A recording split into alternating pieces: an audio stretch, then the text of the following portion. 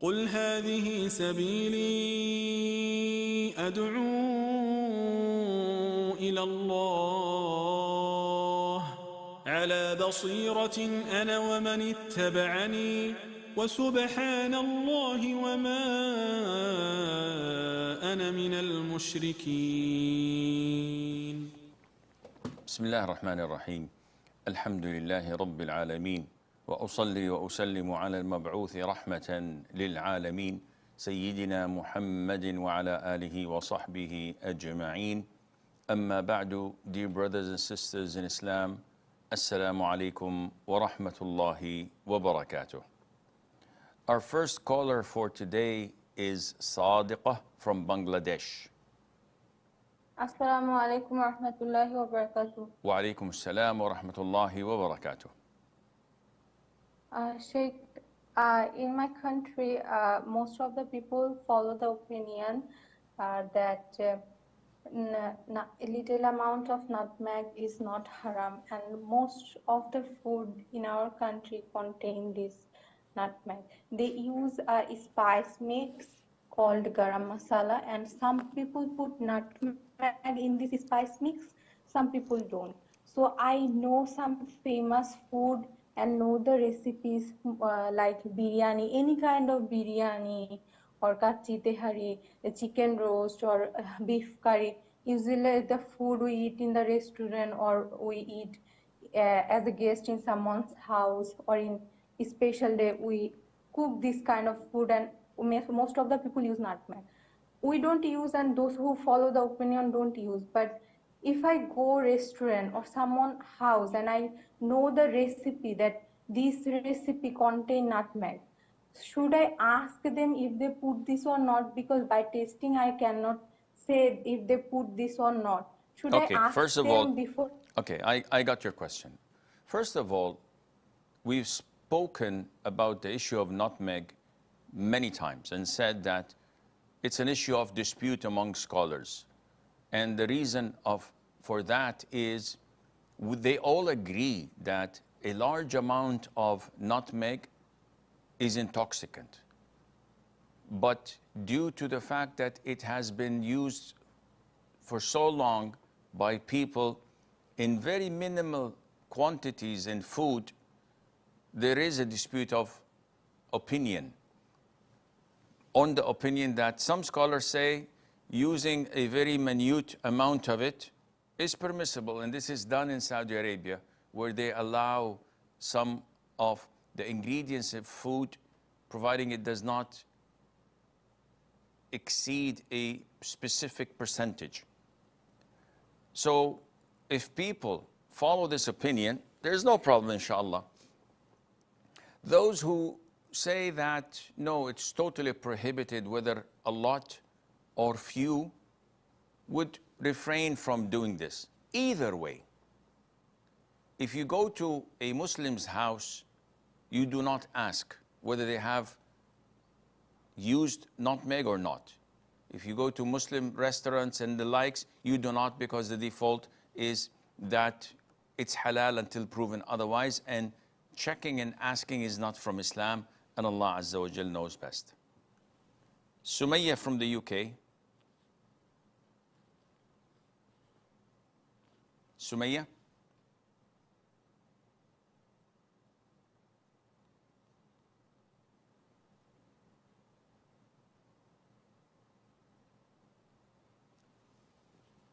Adikonel from Nigeria.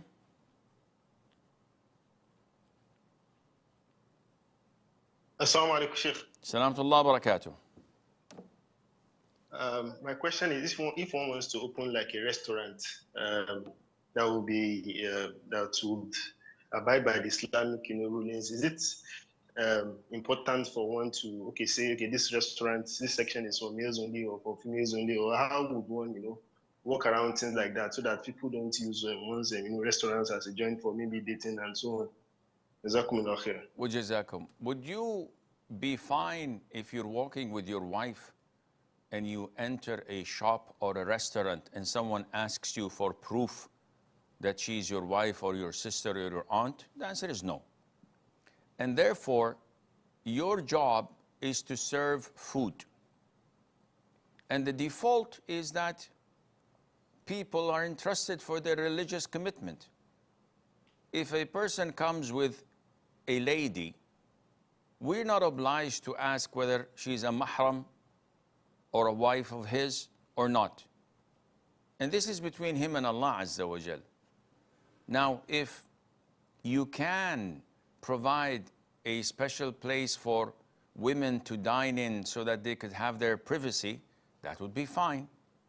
But this is not mandatory for you, as this is not something that is mandated neither by Islam nor by law. And so it's not mandatory for you to go and check whether this woman is a mahram of his or not, and Allah Azza wa Jal knows best. Ariza from Canada. Assalamu alaikum wa rahmatullahi wa barakatuh, Sheikh. Wa alaikum salam wa rahmatullahi wa barakatuh. How are you, Sheikh? I'm fine, alhamdulillah. Alhamdulillah. Sheikh, I want to be a Sheikh, inshallah, when I grow up. What type of books should I read for knowledge? Why would you, Ariza, why would you want to be a Sheikh? So I can guide people to Islam, and because I think that the Ummah will be like more like they won't be close to Allah. So I want to guide non-Muslim and Muslim back to Allah. And I'm 12 years old. Do you have any advice for me, Sheikh? Okay. First of all, being a Sheikh or wanting to guide people to Islam is a very noble cause. However, this is step 3 or 4. Before that, you have to go from the bottom of the ladder from step 1, 2, 3, and then you may reach that stage, which means that at first you have to focus on attaining the knowledge for your own benefit so that you get closer to Allah, regardless of what others may benefit from that or not. So step number 1 is to acquire knowledge for the sake of Allah. Secondly, to implement this knowledge in your life. As Allah stated in the Quran, فَعْلَمْ أَنَّهُ لَا إِلَهَ إِلَّا اللَّهِ وَاسْتَغْفِرْ لِذَنْبِكَ. First, begin with knowledge, then act upon it. Afterwards, when you have walked the talk, you can focus on guiding people, on spreading this knowledge you have and sharing it with others. Where to begin? The sky is the limit.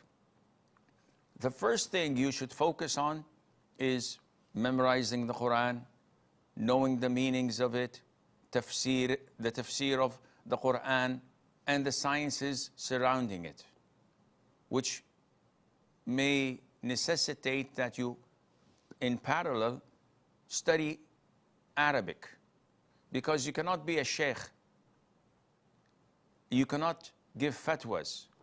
You cannot teach Islam without understanding Arabic.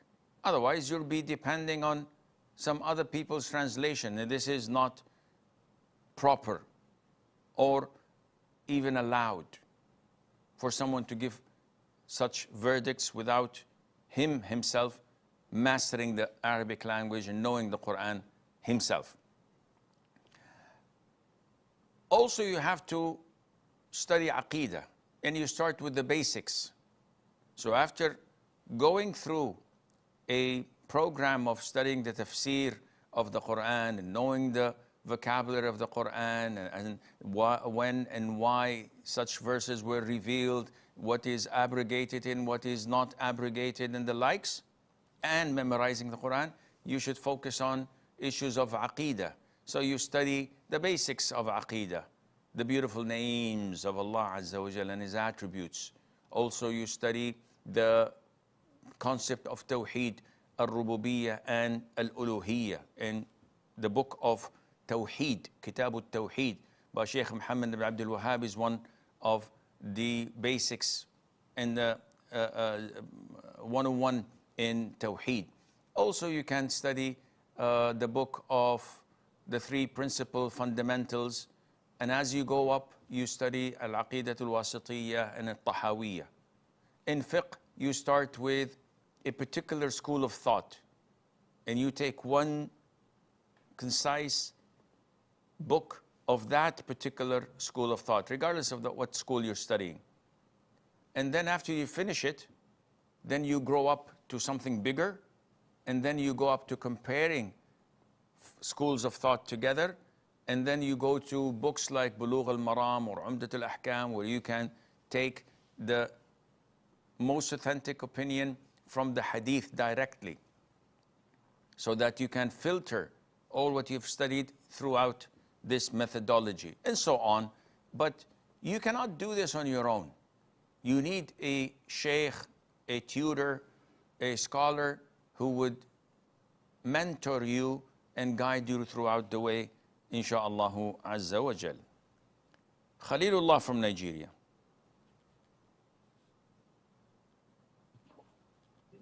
Sheikh. Alaykum as-salam wa rahmatullahi wa barakatuh. Now, Sheikh, I was reading the book Men and Women Around the Messenger sallallahu alayhi wasallam, and I was reading about Ali, and I read something about when Ali was telling Nauf that do not be a poet or not a soothsayer, and do not be a policeman, a tax collector, or a toll collector. So I want to confirm if this profession are not recommended for a Muslim, and also I think he also said the beater of a drum or a player of a chess, something around that. I answer only one question. So as per what you've mentioned in the beginning, I don't know about this narration, whether it is authentic or not, related to Ali, may Allah be pleased with him. I know that Abu Dharr al-Ghafari, may Allah be pleased with him, said something similar to that, and something is also mentioned about Abdullah ibn Mas'ud. May Allah be pleased with all the companions of the Prophet alayhi salatu wasalam. And they used to warn people from being a ruler, being a policeman, being someone in charge. Not because this is not permissible. On the contrary, the Prophet said, alayhi salatu wasalam, there are 7 on the Day of Judgment who will be in the shade of Allah Azza wa Jal, when there is no shade other than His shade. The first one is a just and fair ruler. So the Prophet is telling us that being fair and just is something that would lead you to Jannah. However, the vast majority of people who assume such positions of power and authority would do injustice to people, would be unfair, would use brutal force against the civilians. And we see this worldwide. So it is best for your deen not to be a judge. Though you have the knowledge, though you have the religious commitment, yet you don't know when fitna would sneak into your heart and corrupt it. And this is why many scholars rejected the position of being a judge. Some of them were even tormented and thrown into jail and tortured to accept, and they would not. Like Abu Hanifa, like Imam Malik, like so many of the great scholars of Islam, because they know this is a huge responsibility, and you never know. If you push me too far, I just might.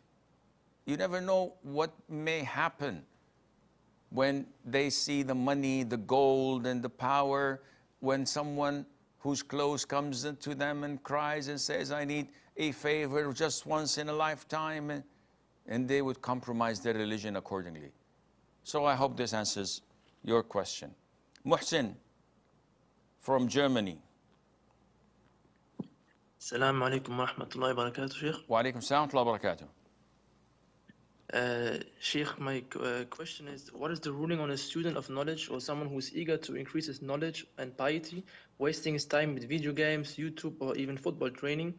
And will he be held accountable more than other Muslims because Allah gave him the bounty of guidance, but still sometimes he falls short in seeking knowledge and following the way of the scholars, and especially if he has high aspirations to be one of them.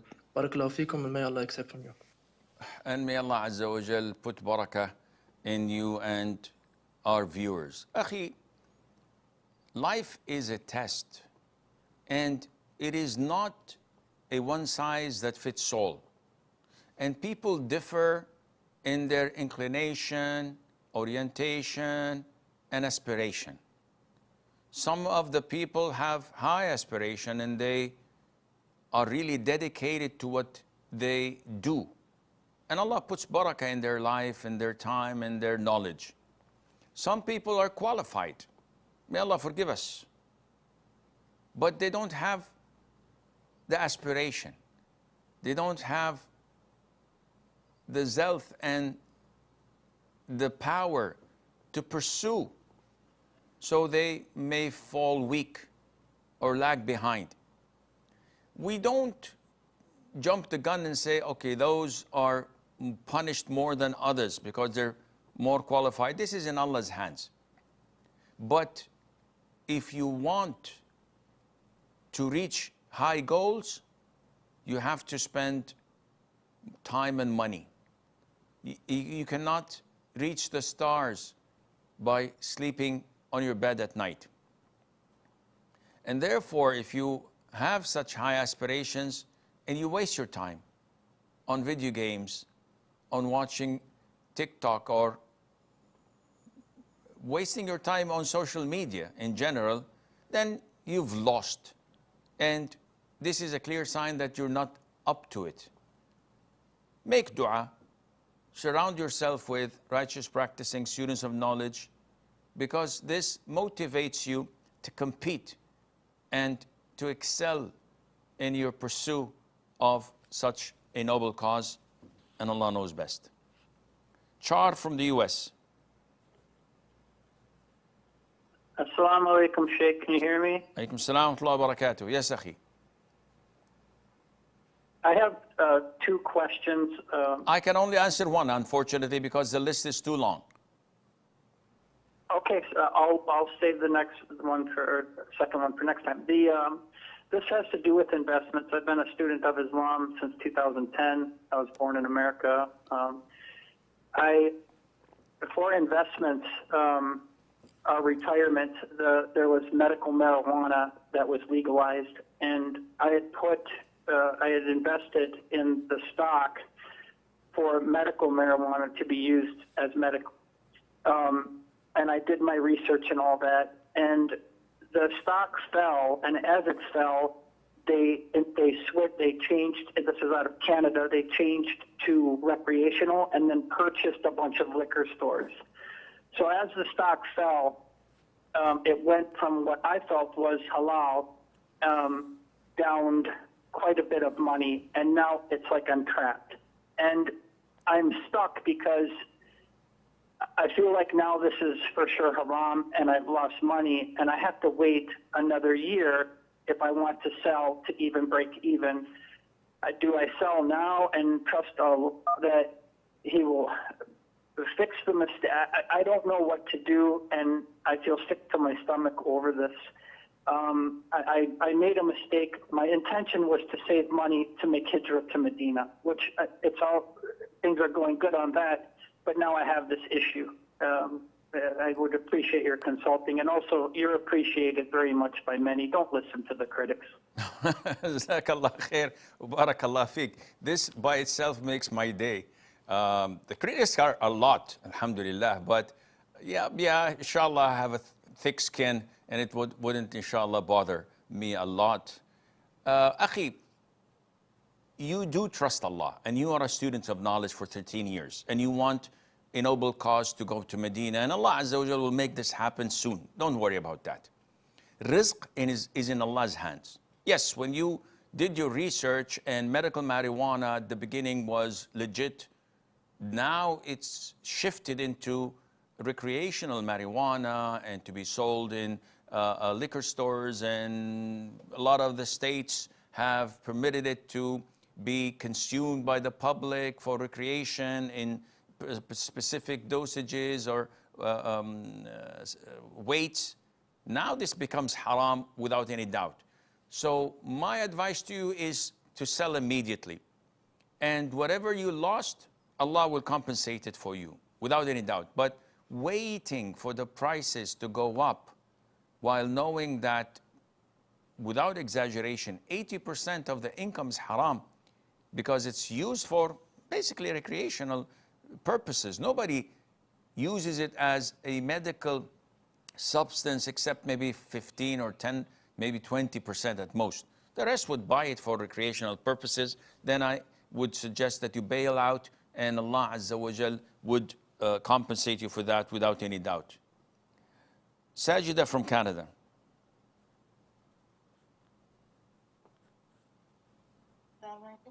Alaikum assalam wa rahmatullah. Sajida? Alaikum assalam. Can you hear me?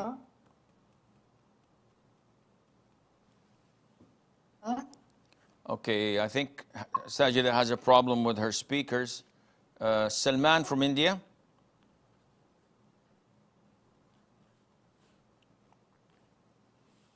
Salman.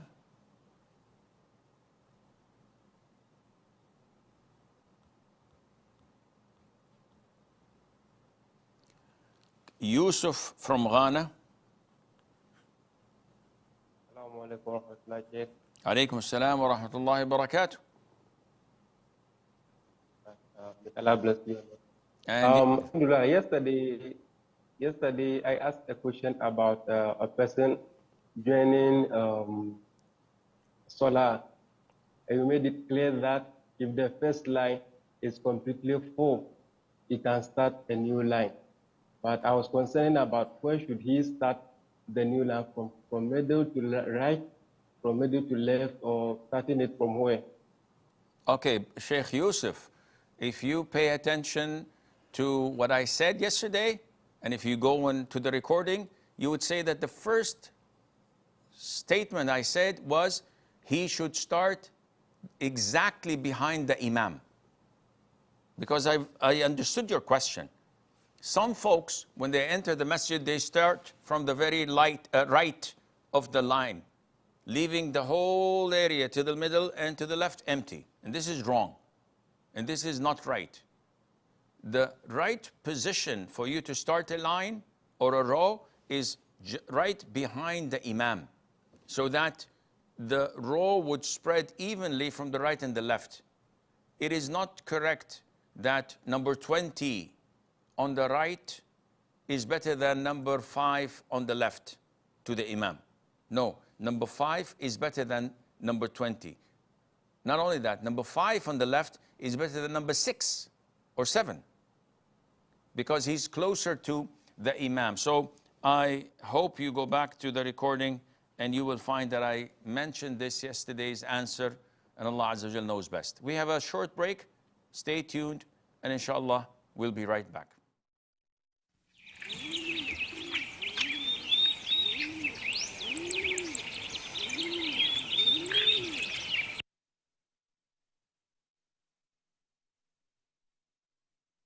Assalamu alaikum wa rahmatullahi wa barakatuh. Today we're going to talk about the book Interactions of the Greatest Leader.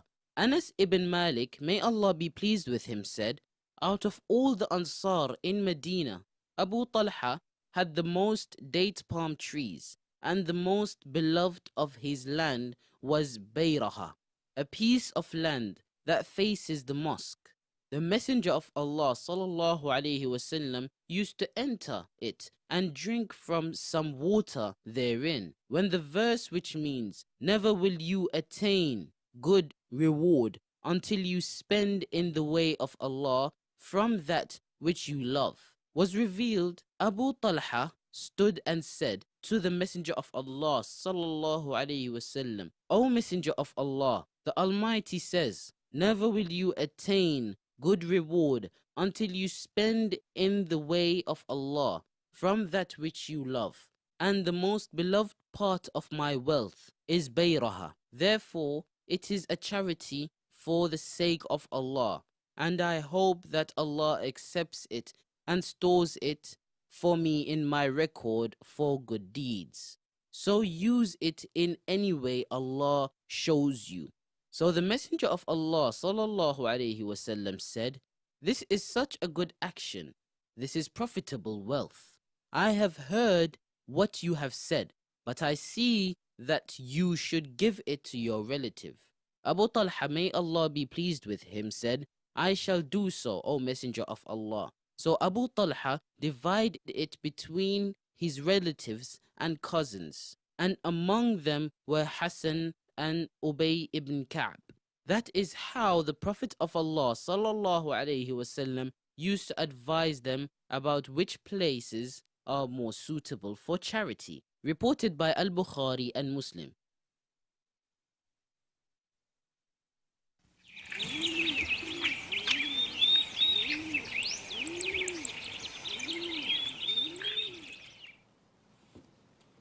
Assalamu alaikum wa rahmatullah, and welcome back.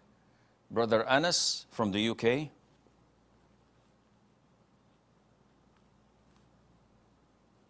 Brother Anas.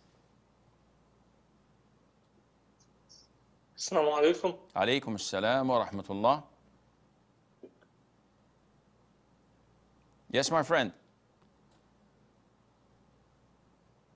Does the name say Brother Anas? Because maybe someone else, because my name just says Anas on it. Your name is Anas? Yeah. Okay. What's your question? Okay, nice.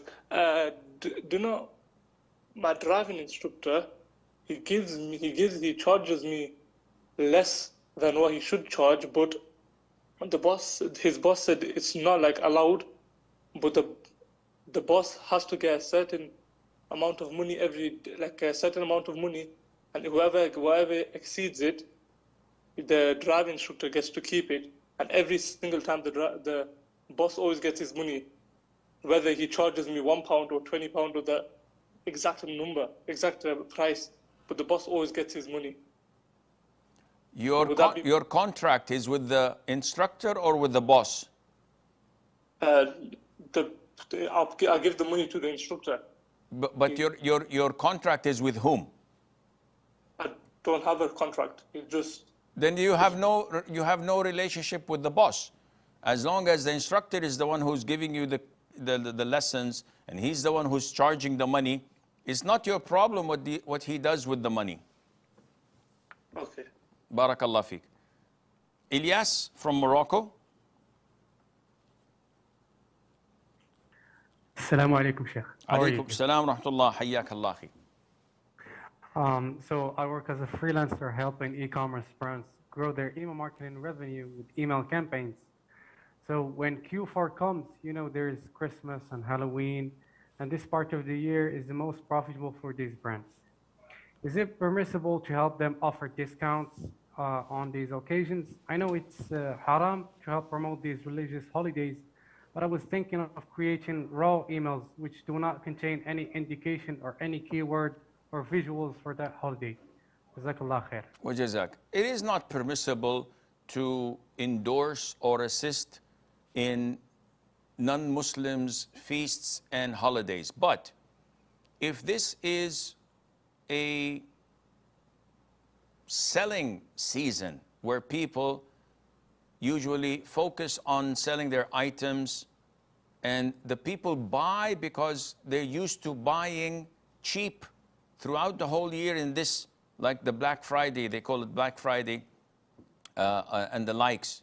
There's no problem for you to assist in spreading the discounts as long as it has nothing to do with endorsing their feasts and their celebrations. So you're not saying Happy Christmas or Happy New Year or this and that. You're just announcing that on this particular week or season, we have a discount of 40% over selected items, and there's nothing wrong in that, inshallah. Abdul Mujib from the UK. Assalamu alaikum wa rahmatullahi wa barakatuh. Wa alaikum assalam wa rahmatullahi wa barakatuh. So my dad is doesn't keep beard, is clean shaved, and I've tried to give him dawah a few times. He said it's sunnah, it's not wajib, it's recommended sunnah. But my question is he's coming to stay with me for a few weeks, and would I be sinful if he asks me for my clipper that he wants to use it to shave his beard, or perhaps maybe facilitate him, in helping him to get maybe his own clipper or shaving powder to shave his beard? Jazakallah khair. Wajazakum. Yes, it is not permissible for you to assist your father or anyone else in committing such a sin, such as shaving the beard. But if he asks for a shaving kit, and we know that Muslims use such shaving kits for pubic hair, for their armpit, and different areas of the body, so this is probable. Yeah, I know he's gonna most likely use it to shave his beard, but probably he's going to use it to do something else, which is part of the sunnah. I see no problem in doing that. But if it's a particular thing that can only be used with the beard, like aftershave, for example, definitely not. You cannot assist him on that, and Allah knows best. Yunus from Germany. Assalamu alaikum. Alaikum assalam wa rahmatullah. I have a complicated question. So, if someone drinks khamr and then he wants to repent, then it's clear his intention should be, I never want to drink again. But if I remember something I did and I don't know whether it's haram, like if I ate something and I think, I don't like it, what should my intention be? Should my intention be I never eat it again, but it may be halal? And generally, when repenting, what should my intention be? So should I formulate a sentence in my head like, I'll try my best to behave correctly, or should I just say astaghfirullah wa atubu ilayhi? Like, what should I think in my head? What should my plan always be? Because okay, first of all, akhi, such questions may indicate that a person has a problem. And why do I say this? I sit a lot with people with OCD, and I mean a lot. And I know how they speak, how they talk, how they think. The issue of overthinking and exaggerating trivial things to be as big as a mountain in their heads is almost a fixed situation with all of them. We don't assume the worst. Everything by default is halal until proven otherwise. So if you remember something and you're not sure that it is halal or haram, shrug your shoulders and move on. Just brush it off because it's halal. But maybe, Sheikh, don't maybe or what if. This is what shaitan does best, to distort your process of thinking and derail you from the straight path. Totally ignore it, akhi. You ate something haram, you're certain of its being haram, ask Allah for forgiveness and repent. You're not certain, then the default is it's halal until proven otherwise. This is the only way to save yourself from OCD, to ignore. If you don't ignore and you start saying what if, this would have the snowball effect. It will grow bigger and bigger and bigger until it takes you in its path. And may Allah Azza wa Jal saves us. May Allah Azza wa Jal save us all. Maz from the UK.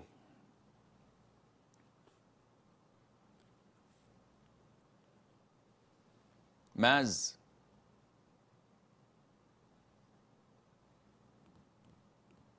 Assalamu alaikum wa rahmatullahi wa barakatuh. Wa alaikum assalam wa rahmatullahi wa barakatuh. Sheikh, I don't think you would have got a question like this before, but it's also like a bit funny. Basically, if a husband finds his wife too attractive, and if she's around, he's always distracted, he can't focus on his work and get his tasks done. Is it permissible to ask his wife to cover up? No, it's not. He should man up and ask Allah Azza wa Jal to grant him the ability to be grateful and thankful and show his gratitude to Allah Azza wa Jal. What kind of a person would have a gorgeous wife and ask her to cover up? And what kind of a man who would be distracted by the beauty of his wife after a week? Come on, give me a break.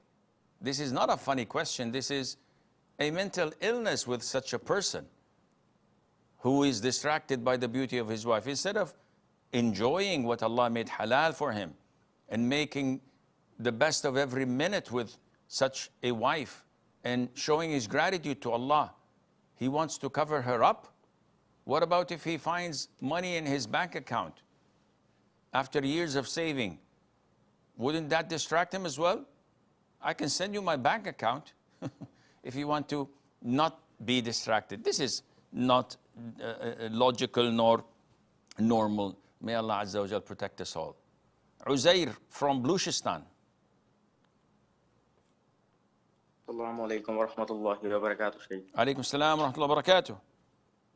Can you give me some tips that how to focus on my studies and I am a student? Wallahi, akhi, this is too generic.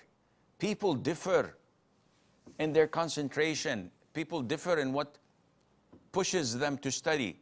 Someone who has a huge interest in giving da'wah, when he learns English, he'll master it in few weeks. This is different from someone who's being placed in school and ordered to study English and he doesn't like it. So if you have the drive in you and the belief and the cause that you want to reach, why are you studying? To be an engineer, Sheikh, to be a doctor, to be a teacher. Do you have this drive in you? Yes, ya Sheikh, I love it. I adore it. Then you don't need any motivation or tips, because this is gonna be your obsession. You eat, drink, sleep to study and to reach your goal. But if you're careless, you don't care whether you get straight A's or a B or a C. If I get a D, that's good. You have no problem in that. Then this is not something that we have a magical injection or a pill to swallow and then you will reach that stage, and Allah knows best. Ayman from the US.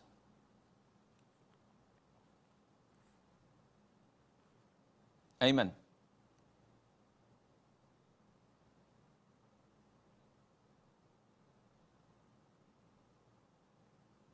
Ayman. Abdullah from the UK. السلام عليكم ورحمة الله وبركاته. عليكم السلام ورحمة الله وبركاته. أحسن الله إليكم. وإليكم. Sheikh, my question is something that's very common in the UK is when people want to watch sports, football, cricket, whatever, they don't pay for the channels. They go on the website and watch it. And this website is easy. You just go on the website and then press play, and then most of the time it comes on. And I'm not sure. I think it could be illegal or not, but it's so widespread in the UK. But the police, from what I've seen, they never catch anyone. They try to catch people who's providing the service to watch these sports and stuff. So my question is, providing if the watching these don't get in the way of our obligations such as salah and our studies and stuff, is it permissible to watch these?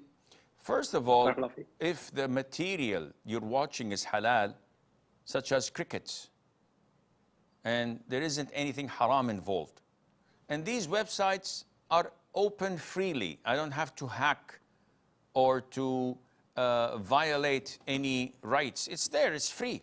I'm just browsing the World Wide Web and I find this website that's showing live games of cricket. There's no sin on me. I did not do anything. This is something available. It's the problem of the organizers, the owner of the channel, to go and track these websites and close them down. Otherwise, I see no problem in doing this, like reading PDF files of books. And people say that this is copyrighted. Akhi, it's on the website. What do I want me to do? Give the author a call? If I go to a public library, I'd find the book there. And if I find it on a website and I just read it, I'm not making money out of it. There, I see no problem in that, and Allah knows best. Burton from Germany. Assalamu alaikum, Sheikh. Salamtullah. How are you, Sheikh? I'm doing great, alhamdulillah. Alhamdulillah. May Allah Azza wa Jal bless you, Sheikh, and your family. And yours as well. Ameen. So my question, Sheikh, is that there was things like today going on, like happening. Like I was watching some video, and there was a brother who said, "Oh, I was giving da'wah to this person, and it was by the qadr of Allah that I was there." And he said, "Oh, I don't believe in chance." So by that, I was getting these thoughts. Like I was thinking about what's the Islamic ruling on using the word chance. Like I was thinking, like what does it mean to use the word chance when you say, for example, "Oh, don't go to this fitness gym because the chance is that you might be sinful."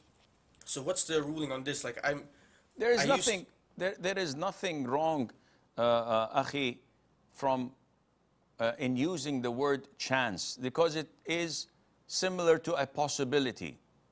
If you cross a busy highway, like in Germany, for example, where they don't have a speed limit in some of their highways, and if you cross it, there is a big chance you're going to be run over by a car.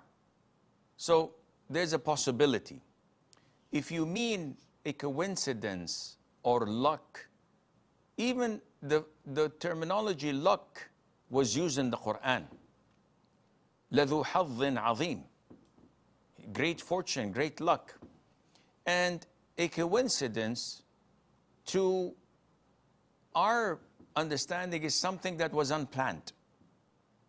What a coincidence. I met your brother yesterday. By coincidence, it was unplanned by both of us. But no one of us would even think in their wildest dream that this is not part of Allah's qadr. It is part of Allah's qadr. And it was a coincidence as well. So I hope this answers your question. Sifat from Bangladesh.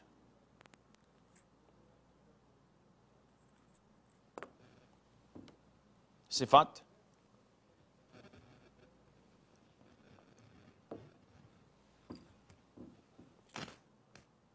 Sifat.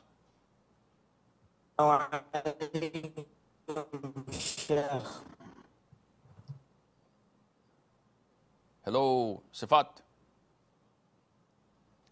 Okay, I think we've lost Sifat. Suhail from Kashmir. Hello, Assalamu alaikum. Alaikum salam. You are?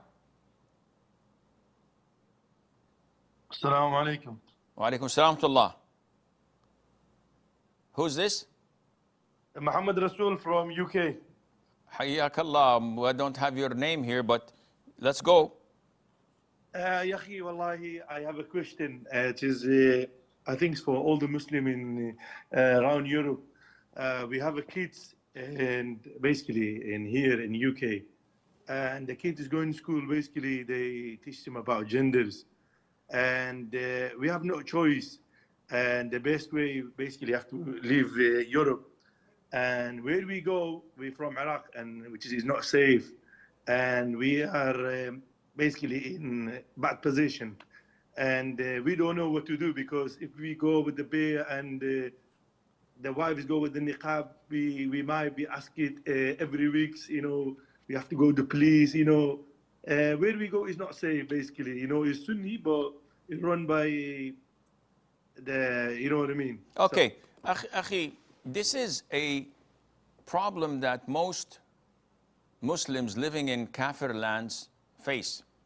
But to my knowledge, the UK is the best place for Muslims to live in, because their people and their government are very tolerant and open-minded, unlike neighboring countries who are hypocritical and blatant liars when they say that there is democracy in their land. Rather, there is communism and the likes, and socialism, enforcing their people not to wear the girls in school, not to wear the abaya, not the headscarf, the abaya. Anything that relates them to their religion is totally banned. UK is the best, to my knowledge. So, alhamdulillah, if you are unable to prevent your kids from studying in such public schools, there are private schools, Muslim schools that do not teach this. If you're totally unable and you don't have the means to migrate to a Muslim country, in this case you have to focus on condensing the amount of Islamic knowledge you give to your children, to teach them that this gender issue and the LGBTQ and the sex education is all against Islam, and teaching the proper knowledge about Islam, teach them how to abide by the Quran and the Sunnah and to have their own identity, and inshallah they will be saved. Salihin from Canada. Assalamu alaikum wa rahmatullahi wa barakatuh. Alaikum assalam wa rahmatullahi wa barakatuh. Sheikh, I would like some advice regarding alternatives for children's shows like cartoons. So my daughter, she is 7.5 months old, and sometimes I might be working outside or going outside for some reasons, and her mother is at home with her, and she has to do some work, maybe cooking or some other chores. So she is also awake, the daughter, and there might not be much other options just to put her in front of the TV and turn on the channel, cartoon channel. So, and I really hate this option, because cartoon channels, as you are aware of, filled with music and other literal garbage. So I just wanted to know, what are the options that we have? What can we do regarding this? Because my daughter, she's only 7.5 months old, but she's already hooked into these shows. Okay. Wajazak. Akhi, may Allah Azza wa Jal grant your daughter to grow up according to what pleases Allah Azza wa Jal. It's a huge and grave mistake for you and your wife to get your daughter addicted to such shows from an early age, 7.5 months old. What is this? This is preposterous, akhi. Take the TV set and throw it out of the house. She'll cry for a few days and she'll get acquainted with not having one in the house. But if she grows watching it at this early age, when she's 2, she would like to watch more and more. When she's 5, she would like to watch more and more. When she's 10, she starts developing a taste for anime, for Korean pop culture, for this and that. When she's 14, she's looking for PG movies, and animated would not do. She wants action, she wants violence, she wants nudity. You brought all this up. I brought all of my children, alhamdulillah, without having a TV set in home. And with the grace of Allah Azza wa Jal, 12 of them memorized the full Quran by heart before they graduated from high school. I didn't put any effort in that, with the grace of Allah. Some of them teach in universities. Some of them are headmasters of international schools. Some of them are entrepreneurs and doing well in business. This has nothing to do with bringing, it has to do with the parents who just don't want to cater for the kids, so they just throw them to the TV set or give them a tablet and let them watch whatever they want on YouTube. This is throwing them in fire. So you have to definitely put an end to this, and may Allah Azza wa Jal protect all our children. Adadiv from India. Assalamu alaikum, Sheikh. I would like to ask that. So my name Adidev. It is one of the names of the Hindu god Shiva. I'm a revert Muslim from a Hindu family. I practice Islam in private because my mom is quite Islamophobic. So my parents don't know that I am a Muslim. And I would like to ask if my name is considered Shirk because it is one of the names of the god Shiva in Hinduism. If it's So a name, when I grow up, must I change my name? yes. If your name, your first name, is a name of a god in Hindu, you have to change this whenever you're able to do this. Change it to Abdullah or to any good name, inshallah. I think we have Talha from the UK. Assalamu alaikum wa Alaikum salam wa barakatuh. My question is that regarding Abu Hanifa rahimahullah, is he among the tabi'in? Like, has he met the sahaba? Like I've heard that he's met like Ibn Mas'ud or Anas bin Malik. So No, the most authentic opinion that he is not from the tabi'in.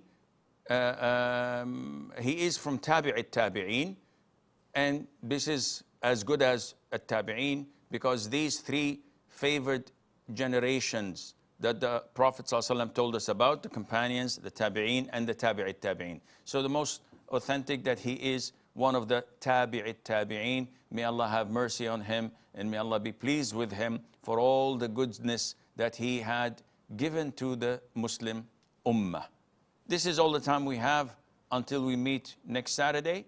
I leave you fi amanillah. Wassalamu alaikum wa rahmatullahi wa barakatuh. قل هذه سبيلي أدعو